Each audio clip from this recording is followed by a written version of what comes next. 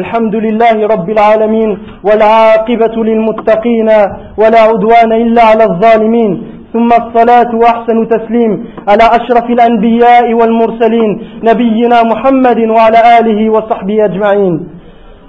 أما بعد, chers frères, je vous rappelle l'importance de craindre Allah Ta'ala et de faire ce qu'Allah vous a demandé, de mettre en pratique son livre qu'il a révélé, de vous éloigner de ce qu'il a interdit et de vous concentrer sur la plus grande des obligations, l'unicité d'Allah, adorer Allah et se désavouer de toute ta route qui s'est mis à l'égal d'Allah Ta'ala, et de vous contenter du peu qu'Allah vous a donné et de vous préparer au grand voyage le jour dernier. Car la mort, tu ne sais pas quand est-ce qu'elle va arriver. Elle peut arriver en sortant de la mosquée. La mort, tu ne sais pas quand est-ce qu'elle va arriver. Donc que chacun d'entre nous se prépare. Il a Yawm al-Rahil, au jour du grand voyage. Serviteurs d'Allah, rappelez-vous que cette dunya, vous n'y avez été créé que pour adorer Allah. Et vous n'avez pas été créé pour éterniser en ce bas monde. Cette dunya, vous devez y semer pour récolter dans l'au-delà. L'importance dans cette dunya, c'est de réaliser l'unicité d'Allah, pour lequel Allah a créé les cieux et la terre, pour lequel il a créé les djinns et les hommes. Et d'obéir à Allah et de s'éloigner de ses interdits, afin d'être sauvé dans l'au-delà, et de rencontrer Al-Habib Al-Mustafa sallallahu alayhi wa sallam. Et je vous rappelle la parole de Al-Imam Abu al-Wafa ibn Aqir rahimahullah, qui disait: Allah a donné une grande place aux êtres vivants. Allah a donné une grande place aux êtres vivants, en particulier à l'homme, l'être humain. Il lui a permis de faire du shirk dans la contrainte. Il lui a permis de faire du shirk dans la contrainte. Celui donc qui fait prévaloir ta sacralité et fait prévaloir ta protection et préfère ta protection et la protection de ta vie en te permettant de l'évoquer par des choses qui ne lui conviennent pas, n'est-il pas dans le mérite que tu valorises ses emblèmes et que tu valorises sa religion et que tu valorises ce qu'il a ordonné et ce qu'il a interdit? Il a protégé ton honneur en fixant une peine de 80 coups de fouet à quiconque dénigrer ton honneur. Il préserva tes biens en prescrivant que la main d'un musulman qui ait volé ces biens-là soit coupée s'il vient dérober tes biens. Il diminua la moitié de ta prière quand tu es en voyage, afin de te faciliter les choses et que tu ne ressentes pas de gêne à l'adorer. Il te permit d'essuyer sur tes chaussons et sur tes chaussettes au lieu de laver tes pieds, afin de t'éviter la difficulté et la gêne à retirer tes chaussons et les remettre. Il te permit de manger d'une bête morte afin de préserver ta vie et ta santé. Il t'éloigna de ce qui était nuisible en établissant sur terre une peine légale pour toi et dans l'au-delà en te menaçant d'un châtiment douloureux juste pour te protéger et pour que tu ne souffres pas, ya Abdallah. Il fit changer les règles universelles qui régissent ce monde juste pour toi, ya Abdallah.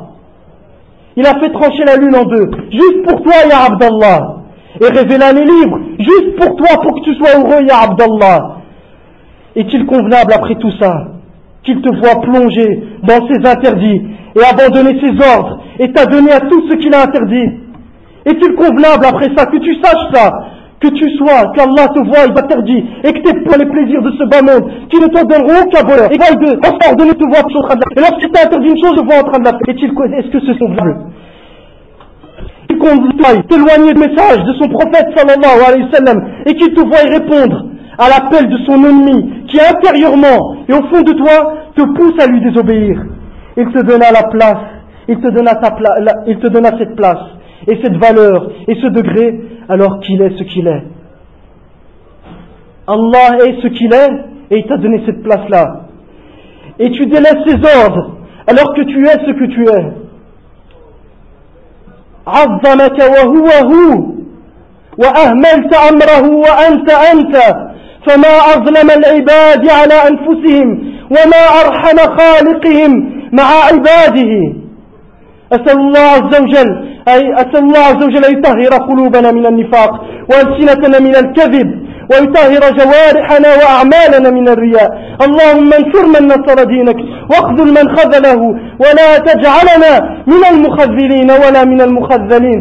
اللهم انصر عبادك الموحدين يا رب العالمين. اللهم انصر عبادك الموحدين يا رب العالمين. اللهم فك أسر المسلمين وردهم إلى أهليهم سالمين غانمين غير خزايا ولا مفتونين غير مبدلين ولا مغيرين.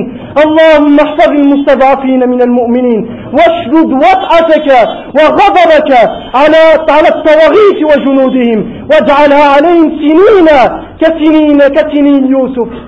وقوموا لصلاتكم يرحمكم الله.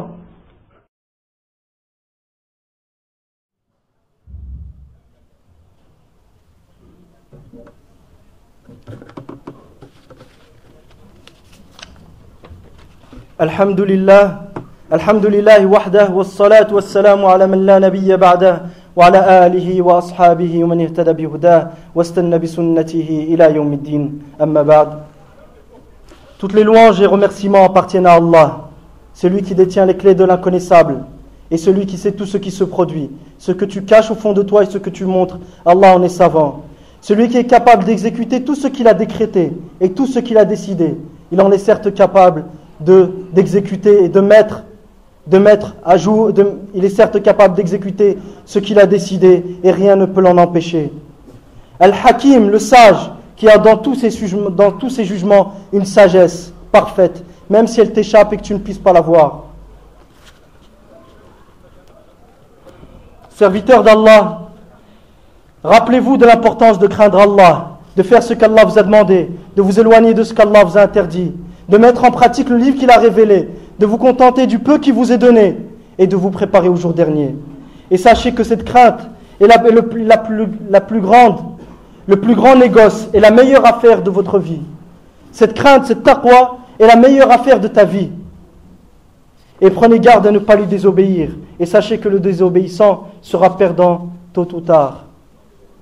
Et comme disait le prophète sallallahu alayhi wa sallam, كان النبي صلى الله عليه وسلم يدعو ربه اللهم أعزني بطاعتك ولا تذلني بمعصيتك فالطاعة عز وإكرام والمعصية ذل وخسارة في الدنيا والآخرة. Et le prophète sallallahu alayhi wa sallam invoquait Allah en disant, Ya Allah, honore-moi par ton obéissance et ne m'humilie pas par ta désobéissance.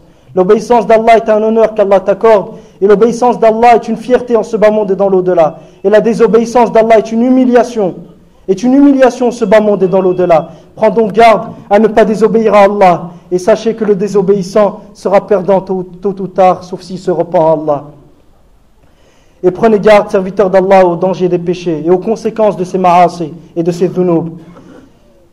Afin d'exposer les conséquences de ces péchés, nous allons citer la parole de Abdullah ibn Abbas radiyallahu anhu, le savant de cette communauté. Il disait, ô toi qui commets le péché, ya sahib al-dhanb, ne te sens pas en sécurité de sa conséquence, la ta'man min aqibatihi. Et sache que ce qui suit ce péché est plus grave que ce péché lui-même. Fa innama yutbi'u al-dhanb a'zamu min al-dhanbi nafsihi. Et rappelle-toi que le fait que tu n'aies pas honte des anges à ta droite et ta gauche pendant que tu fais le péché n'est pas moins grave que ce péché-là. Le fait la tastahi min al-malaika alladhina hum ala yaminika wa ala shimalik fahadha a'zamu min adh-dhanb. Le fait que tu n'aies pas honte pendant que tu fais le péché des anges qui se trouvent à ta droite et ta gauche, ceci n'est pas moins grave que le péché que tu es en train de commettre.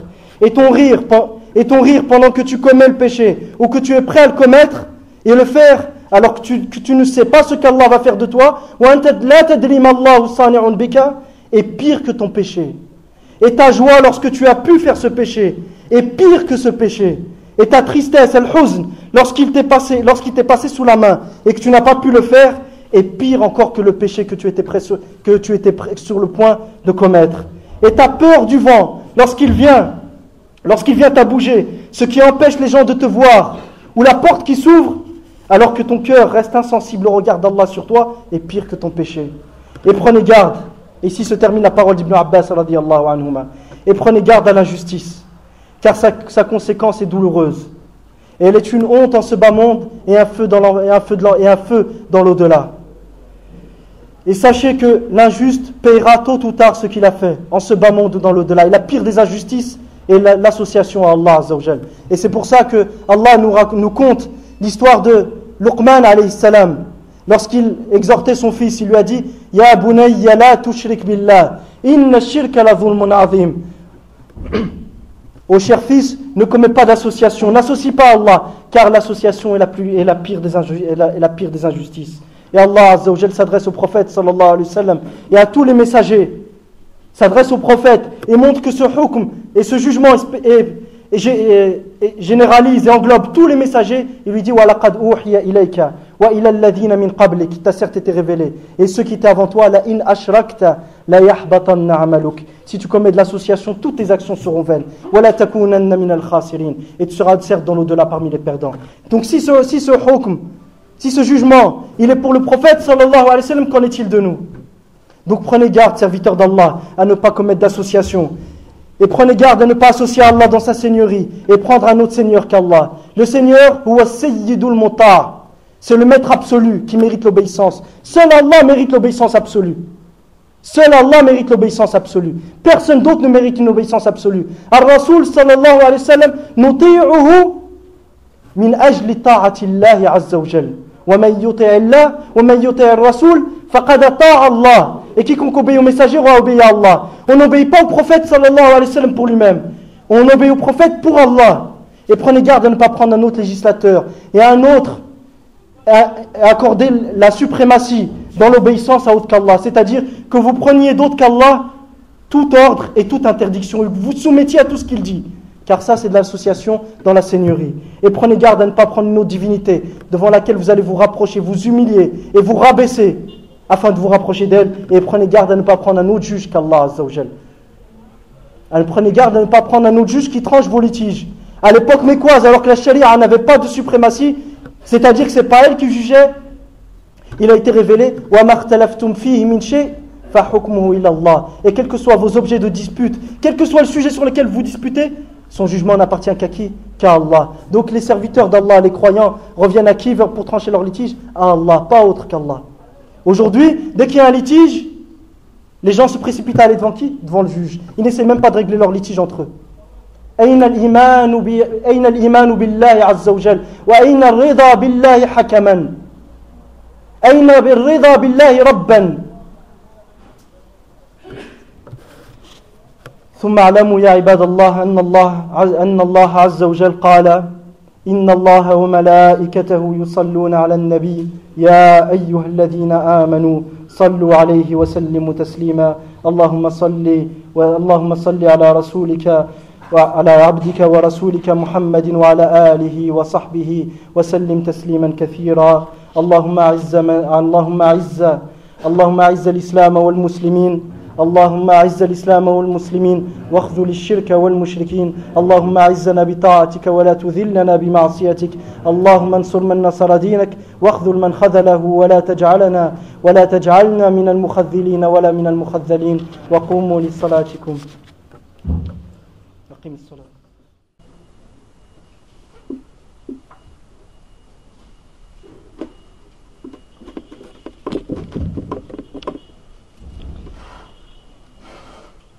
الحمد لله رب العالمين والعاقبة للمتقين ولا عدوان إلا على الظالمين والصلاة والسلام على أشرف الأنبياء والمرسلين نبينا محمد وعلى آله وصحبه أجمعين. Serviteurs d'Allah, il est important pour chacun d'entre nous de remercier Allah pour lui avoir permis de lui obéir. Et sans lequel, s'il n'y avait pas Allah, aucun d'entre nous ne pourrait lui obéir. Et sans Allah Azza wa Jal, les gens vivraient dans un malheur continuel et qui n'aurait pas de fin. L'humiliation est accordée à qui? À celui qui désobéit à Allah Azza wa Jal. Qu'Allah nous préserve de cette humiliation. Mais celui qui souhaite se préserver de cette humiliation n'a qu'à se préserver de la désobéissance d'Allah et de ne pas respecter l'engagement qu'il a promis à Allah de l'unifier et de ne lui donner aucun associé. L'engagement qu'il a donné à Allah de l'unifier et de ne lui donner aucun associé et de lui obéir et de ne pas lui désobéir. Allah décréta tout ce qui arrive aux gens désobéissants, ce qui leur arrive, c'est Allah qui l'a décrété et nul autre que lui. Aux gens, je vous recommande comme pour moi-même de craindre Allah et de lui obéir. Et la crainte d'Allah consiste à faire ce qu'Allah nous a demandé, nous éloigner de ce qu'Allah nous a interdit, nous contenter du peu qu'Allah nous a donné et nous préparer au jour dernier. Donc la crainte d'Allah consiste à faire ce qu'Allah nous a demandé, nous éloigner de ce qu'Allah nous a interdit, nous contenter du peu qu'Allah nous a donné et nous préparer au jour dernier. Que chacun d'entre nous donc médite sur sa situation, car nul ne le fera pour toi. Personne ne pensera à toi. Personne ne méditera sur ta situation. Médite donc sur ta situation, et s'il y a quelque chose à corriger, corrige-le, car quand la mort viendra, il n'y aura pas de marche arrière. Tu ne pourras pas revenir en arrière. Ça sera trop tard. Donc tant que tu peux corriger dans ce bas monde, fais-le, car nul ne pensera pour toi. Il n'y a que toi qui peut penser pour toi et réfléchir qu'est-ce qui est bien pour toi, qu'est-ce qui est mauvais. Bien sûr, avec la lumière du Coran et de la Sunna. Et obéis à Allah et crains-le, car le jour dernier, ni tes biens, ni enfants ne te seront utiles. Et même tes proches et tes fréquentations, personne ne te sera utile. Les gens que tu fréquentes dans la désobéissance d'Allah et dans la perte de temps, ils te seront d'aucune utilité, Yawm al-Qiyamah. Allah t'a accordé ses bienfaits, apparents comme cachés. Allah t'a permis de grandir, t'a éduqué, t'a accordé un père, une mère qui t'ont éduqué. Et t'a accordé ses bienfaits cachés et que tu ne vois pas, qui sont l'islam. Et la soumission à Allah seul, et le désaveu de tout ce qui est adoré en dehors d'Allah. Allah t'a accordé ça, et t'a permis d'avoir foi en lui. Sois donc reconnaissant envers lui. Quelle sera donc ton excuse le jour où il te questionnera? As-tu ou non été reconnaissant envers lui? Yawm al-Faza'il Akbar, Allah te questionnera, est-ce que tu as été reconnaissant envers lui? Quelle va être ton excuse devant Allah Azza wa Jal? Et comment tu vas traverser le pont as-Sirat, qui est plus tranchant qu'une lame et plus fin qu'une aiguille? Comment tu le traverseras ce jour-là, si ce n'est par tes bonnes œuvres que tu as fait en ce bas monde et qu'Allah t'a permis de faire? Celui qui le traversera sera le bienheureux, et ce sera le paradis, sa destinée. Et celui qui tombera, parce qu'il n'a pas semé en ce bas monde pour récolter là-haut, celui-ci tombera, mais tombera vers quoi? Vers l'enfer éternel, vers l'enfer qu'Allah nous en préserve. Et il faut savoir que celui qui tombe ce jour-là tombera à cause de ses péchés. Et ces péchés, le croyant les voit comme une montagne qui est sur le point de lui tomber dessus. Et il en a peur. Quant au munafiq, à l'hypocrite, il voit ses péchés comme un moustique ou une mouche. Qu'est-ce qu'il en fait? Il la pousse et c'est terminé. Al-mu'min, le croyant, sadiq, il ne lui est jamais demandé d'être parfait. Lam yutlab min al-mu'min al-isma wa innama tuliba minhu annahu kullama zala ay yastaghfira wa ya'ud. Ce qui est demandé au croyant, ce n'est pas de ne pas faire de péché, c'est impossible. Ce qui lui est demandé, c'est à chaque fois qu'il se trompe, ou qu'il fait une erreur, ou qu'il commet un péché, qu'il revienne et qu'il demande pardon à Allah Azza wa Jal. Donc le croyant voit ses péchés comme une montagne, qui est sur le point de lui tomber dessus. Quant au munafiq, ses péchés sont tels un moustique, qu'il se suffit de le repousser. Et voilà, c'est terminé, il n'y pense plus. Et il faut savoir, ayyuha al-ikhwa, que la chose qui fait tomber la plupart des gens dans des péchés continuels et qui ne s'arrêtent jamais, c'est de mentir, c'est d'avoir de mauvaises pensées sur Allah Azza wa Jal et de penser que tu ne vas entrer en enfer qu'un petit moment et tu vas en sortir. En oubliant que ces péchés que tu fais continuellement peuvent aboutir à la fin à ce que ton cœur y soit, couvert, ton cœur y soit fermé. Il n'y a plus rien qui le touche. Il ne connaît plus de bien ni ne blâme de mal. Et c'est exactement ce qui est arrivé aux ennemis d'Allah Azza wa Jal. Banu Israël, Allah dit quoi dans le Coran? Et ils ont dit l'enfer, dans la traduction approximative, ils ont dit l'enfer ne nous touchera que quelques jours. Puis Allah il explique pourquoi ils ont dit ça. Et les a trompés dans leur religion ce qu'ils inventaient. Ils pensaient qu'ils allaient entrer en enfer et sortir. C'est ce qui les a menés à continuer dans leur déviation et dans leur égarement. Donc on prenne garde, car il y a toujours un ennemi qui t'attend. Ne pense pas qu'à partir du moment où tu as compris l'unicité d'Allah, et tu as compris l'islam, et tu as compris le message du prophète sallallahu alayhi wa sallam d'une manière théorique, que tu es sauvé. Il y a un ennemi qui est en train de te guetter. Quel est cet ennemi? C'est l'hypocrisie. Et si l'hypocrisie, l'époque des tabi'in, n'a pas été préservée de l'hypocrisie, qu'en est-il de notre époque aujourd'hui? Hudhayfa ibn al-Yaman, dans le Musnad de l'imam Ahmed, dit: à l'époque du prophète sallallahu alayhi wa sallam, un homme prononçait une parole et il devenait par cette parole-là un munafiq, un hypocrite, par une parole qu'il prononçait à l'époque du prophète sallallahu alayhi wa sallam. Et je l'entends aujourd'hui, il parle de son époque, et je l'entends aujourd'hui de l'un d'entre vous dans une assemblée 4 fois. Et je l'entends aujourd'hui de l'un d'entre vous dans une assemblée 4 fois. Soit vous ordonnez le bien et vous interdisez le mal, et vous conseillez mutuellement et vous vous enjoignez mutuellement à faire le bien, sinon Allah vous fera tous disparaître. Ou sinon, il mettra à vos têtes les pires d'entre vous. Puis les meilleurs d'entre vous vont l'invoquer et il ne leur répondra pas. Et c'est exactement ce qu'on vit aujourd'hui. Bien plus que ce soit des mécréants qui aient pris nos têtes, qui aient pris le pouvoir sur la communauté, sur la communauté, ce n'est pas simplement des koufars, des mécréants, mais c'est des tawarites qui se sont donné le droit absolu de législation et ont mis la charia comme troisième ou l'une des sources de législation. Et la première source de législation, c'est ce que décide le roi ou le président et le parlement. C'est eux qui ont le droit absolu de législation. La charia vient après. On regarde la charia après. Est-ce qu'il y a une humiliation de la charia plus grande que celle-là? Donc, si cette époque, c'est pas l'époque dont parle Hudayf, si notre époque n'entre pas dans la parole de Hudayfa, quand est-ce que cette parole va se concrétiser? En plus d'avoir des mécréants en nos têtes, on a qui? Des gens qui sont donnés un droit qui appartient qu'à Allah. Puis après, et les meilleurs d'entre vous vont l'invoquer et il ne leur répondra pas. Qu'Allah nous en préserve. ثم أيها الإخوة إن الله عز وجل يقول إن الله وملائكته يصلون على النبي فيا أيها الذين آمنوا صلوا عليه وسلموا تسليما فاللهم صل على نبينا محمد وعلى آله وصحبه وسلم تسليما كثيرا اللهم انصر من نصر دينك واخذل من خذله ولا تجعلنا من المخذلين ولا من المخذلين وأقيم الصلاة وقوموا لصلاتكم.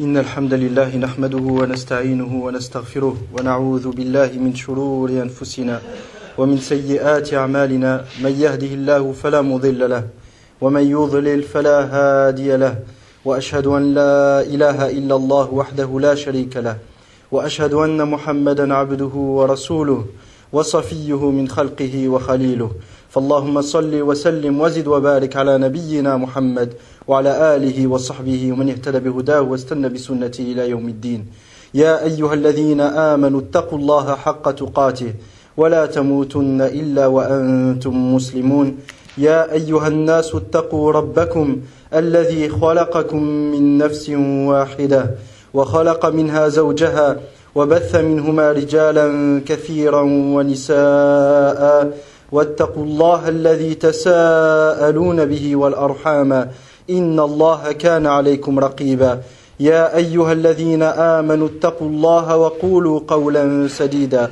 يا أيها الذين آمنوا اتقوا الله وقولوا قولا سديدا يصلح لكم أعمالكم ويغفر لكم ذنوبكم ومن يطع الله ورسوله فقد فاز فوزا عظيما أما بعد فإن أصدق الحديث كتاب الله وخير الهدي هدي محمد صلى الله عليه وسلم وشر الأمور محدثاتها وكل محدثة بدعة أيها الإخوة الكرام يقول ربكم جل في علاه أفأمنوا مكر الله فلا يأمن مكر الله إلا القوم الخاسرون يحذرنا الله سبحانه وتعالى يحذر الله عباده من الأمن من مكره بالإقامة على معاصيه والتهاون بحقه والمراد أيها الإخوة الكرام من الأمن أو من مكر الله بهم كونه يملي لهم ويزيدهم من النعم والخيرات وهم مقيمون على معاصيه وخلاف أمره فهم أي العباد الذين يتصفون بهذه الصفة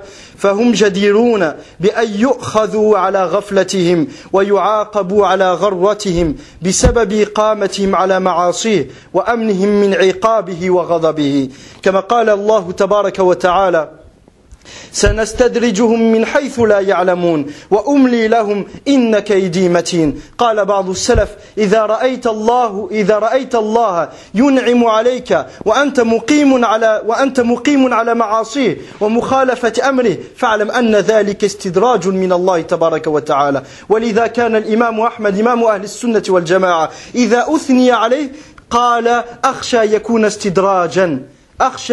يكون استدراجا سنستدرجهم من حيث لا يعلمون وأملي لهم أي أزيدهم من النعم والخيرات إن كيدي متين إن كيدي متين وقال عز وجل ونقلب أفئدتهم وأبصارهم كما لم يؤمنوا به أول مرة ونذرهم في طغيانهم يعمهون لا يبصرون الحق ولا يعرفون الحق ولا يعلمون الحقائق غابت عنهم بسبب إعراضهم عن دين الله سبحانه وتعالى. Très chers frères, Allah subhanahu wa ta'ala nous dit dans le Coran: sont-ils à l'abri du stratagème d'Allah? Seuls les gens perdus se sentent à l'abri du stratagème d'Allah. Sont-ils à l'abri du stratagème d'Allah? Seuls les gens perdus se sentent à l'abri du stratagème d'Allah. Allah Ta'ala met en garde ses serviteurs contre ce sentiment de sécurité, alors que de l'autre côté, ils persévèrent à commettre des actes interdits et à négliger les ordres d'Allah Subhanahu wa Ta'ala. Celui qui se retrouve dans cette situation, qui sache que ce qui le touche et ce qui lui arrive comme bienfaits ne sont pas des bienfaits. C'est le début d'un châtiment très très douloureux. C'est le début d'un châtiment très très douloureux. Et c'est pour ça qu'Allah subhanahu wa ta'ala nous dit سَنَسْتَدْرِجُهُمْ مِنْ حَيْثُ لَا يَعْلَمُونَ وَأُمْلِي لَهُمْ إِنَّ كَيْدِي مَتِينٌ. Nous allons les conduire graduellement vers leur perte par des voies qu'ils ignorent. Nous allons les conduire graduellement, petit à petit, vers leur perte par des voies qu'ils ignorent, et je leur accorderai un délai, car mon stratagème est solide. Ce délai, qu'est-ce que c'est? C'est les bienfaits qu'Allah te donne, alors que tu persévères dans la désobéissance d'Allah, et alors que tu persévères à négliger les ordres d'Allah subhanahu wa ta'ala, et les droits d'Allah sur toi et tes devoirs envers Allah. Si Allah te donne des bienfaits ensuite, sache que c'est le début d'un châtiment douloureux, et qu'Allah est en train de te faire avancer peu à peu vers l'enfer, qu'Allah nous en préserve. Et c'est pour ça que l'imam Ahmed, rahimahullah, lorsque les gens le complimentaient, il disait quoi? Akhsha yakuna istidrajan. J'ai peur qu'en fait, ce ne soit qu'Allah est en train de me faire avancer graduellement vers l'enfer. C'est-à-dire que l'imam Ahmed avait de mauvais soupçons sur sa propre personne, mais bien sûr il avait de bons soupçons sur Allah. Il se remettait tout le temps en cause. Et de là, certains salafs disaient, si tu vois qu'Allah t'accorde des bienfaits alors que tu négliges ses ordres, sache qu'Allah est en train de te faire avancer vers l'enfer graduellement, peu à peu. Si tu reçois les bienfaits, plus tu t'éloignes d'Allah et plus tu reçois de bienfaits, c'est le début d'un châtiment. Crois pas que c'est des bienfaits, que c'est une fierté et que Allah subhanahu wa ta'ala est en train de t'honorer et qu'Allah t'aime. Non, loin de là. Le serviteur croyant, lorsqu'il désobéit à Allah, les problèmes lui viennent tout de suite. Les problèmes lui viennent tout de suite, il ne tarde pas. Mais le mécréant, ou celui à qui Allah ne veut pas de bien, qu'est-ce qui se passe? Il désobéit à Allah, mais les problèmes ne viennent pas. Au contraire, les richesses grandissent. Et sa situation devient de plus en plus aisée. Allah nous prévient, et nous avertit que si jamais on agit de la sorte, son stratagème sera dur et rude envers nous. Il nous ajoutera alors des richesses et bienfaits et nous laissera un délai. Celui qui se trouve dans cet état, qu'il sache que ces bienfaits ne sont rien d'autre que le début d'un châtiment douloureux. Car cette persévérance à commettre l'interdit et négliger les droits d'Allah est tellement grave que la punition qui la suivra le sera autant. Ce sentiment de sécurité, du châtiment, alors que les ordres d'Allah sont négligés, est très grave. Et il est tel que la punition d'Allah qui viendra de l'autre côté sera aussi grave. Ce sentiment de sécurité de la colère d'Allah est tel que le châtiment qui viendra après sera aussi grave et aussi dur. C'est-à-dire qu'Allah t'accordera des bienfaits. Plus en plus. Plus tu désobéiras, plus tu auras de bienfaits. Plus tu négligeras les ordres d'Allah et plus tu seras bien. Et moins tu te sentiras mal.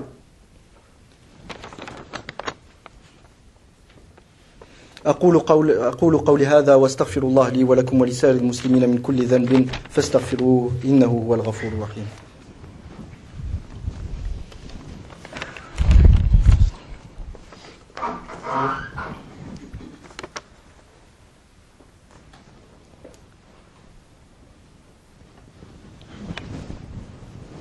الحمد لله رب العالمين والصلاة والسلام على المبعوث رحمة للعالمين وعلى آله وصحبه أجمعين أما بعد وقال الله تبارك وتعالى فلما نسوا ما ذكروا به أي لما تركوا ما ذكروا به فتحنا عليهم أبواب كل شيء حتى إذا فرحوا بما أوتوا أخذناهم بغتة فإذا هم مبلسون أي آيسون من كل خير فإذا هم مبلسون أي آيسون من كل خير. فالواجب أيها الإخوة الكرام ألا نقنط من رحمة الله ولا نأمن من مكره وعقوبته. لا القنوط من رحمة ولا الأمن من مكر الله سبحانه وتعالى وعقوبته. بل يجب على كل مسلم أن يسير إلى الله في هذه الدنيا الدار الفانية بين الخوف والرجاء، ورأس أمره المحبة، بين الخوف والرجاء، فيذكر عظمته وشدة عقابه إذا خالف أمره فيخافه ويخشى ربه. إذا أردت أو دفعتك نفسك إلى المعصية فتذكر عظمة الله سبحانه وتعالى وشدة عذابه وشدة عقوبته. فبين الخوف والخوف من الله سبحانه وتعالى وبين الرجاء، ويذكر رحمة الله ومغفرته وجوده وكرمه فيحسن به الظن ويرجو كرمه وعفوه. فالمؤمن بين الخوف وبين الرجاء، يخاف الله سبحانه وتعالى ويرجو رحمة الله. إذا قدم على الخير يرجو ثواب الله سبحانه وتعالى ومرضاة الله سبحانه وتعالى، وإذا دفعته نفسه أو هم بالمعصية تذكر عظمة الله وشدة عذابه فيسير إلى الله سبحانه وتعالى في هذه الدار بين الخوف والرجاء، وهكذا يستقيم أمره ويستقيم دينه. أما أن يرجو الله سبحانه وتعالى بلا خوف فهذا ليس رجاء حقيقة، هذا ليس رجاء حقيقة. كما قال السلف وذكره ابن تيمية رحمه الله في رسالة العبودية، قالوا من عبد الله بالحب وحده فهو زنديق، أي من ادعى أنه يحب الله ولا يمتثل أمر الله ولا يجتنب نواهيه فهذا زنديق.